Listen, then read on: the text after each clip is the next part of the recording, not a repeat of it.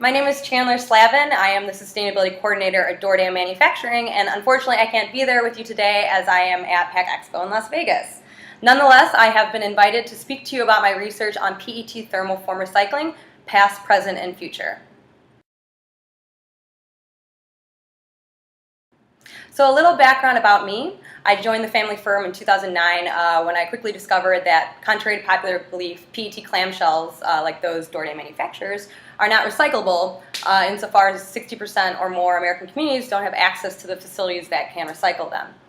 From that point on, I began researching PET thermoform recycling. I was asked to be the co-lead of Walmart Canada's PET subcommittee, which worked with stakeholders to increase the amount of PET recovered. In 2010, I published a recycling report, The Truth About Blister Clamshell Recycling, where I outlined some obstacles that need to be overcome. In order to understand how far we've come, we should first understand where we've been. In 2010, clamshells were not recyclable. I posed the following inquiry. If we manufacture our containers out of curbside collected bottles, why can't we recycle them together? Cited barriers to post-consumer PET recycling include the following. Collection, the chicken and the egg. Reprocessing, there were concerns over differences in IV, labels, the way it moves down the line, and then issues and concerns over end markets insofar as international demand versus domestic consumption. Industry activist group NAPCOR explains the supply issue as follows.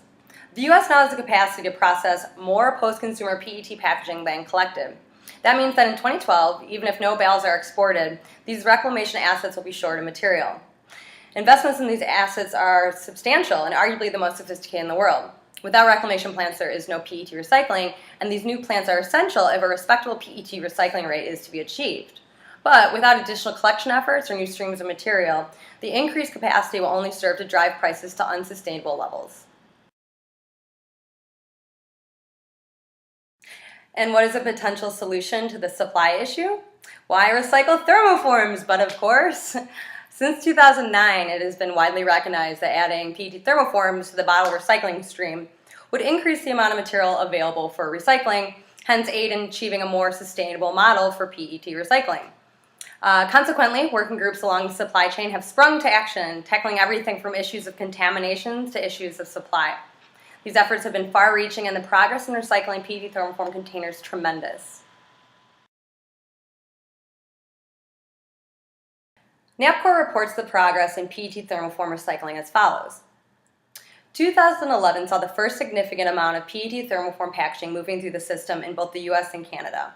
Since 2009, NAPCOR has made the removal of obstacles to PET thermoform recycling its top priority, as a way of increasing feedstock opportunities for reclaimers and ultimately ensuring more rPET flake and pellet supply to end users.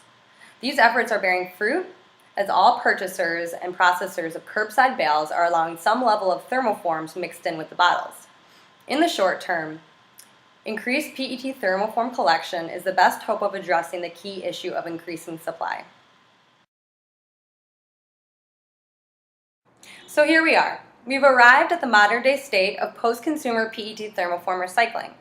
With the majority of American communities now accepting all non-bottle rigids for recycling and the technical barriers to post-consumer PET thermoform recycling being resolved, the floodgates to PET thermoform recycling are nearly ready to be opened.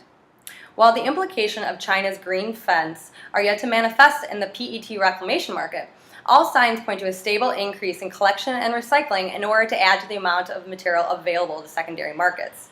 So, will recycling PET thermoforms be the silver bullet to cementing a sustainable PET recycling market?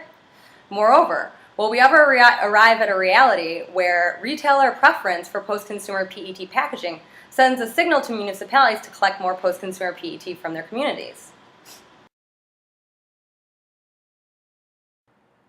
Recent discussions with PET stakeholders have led me to conclude that there are three prevailing perspectives about the likelihood of creating a market-driven and sustainable PET recycling market. There are those who believe it's completely possible. All that's required is some consumer education and best-in-class design and recovery processes. Then there are those who believe it is possible with limited governmental intervention aimed at incentivizing collection and recycling, like landfill bans or bottle deposit legislation. And then there are those who believe it is not possible to develop a market-driven PET recycling market independent of public policy and that the cost of recycling will always be a cost. The question now must become, whose cost?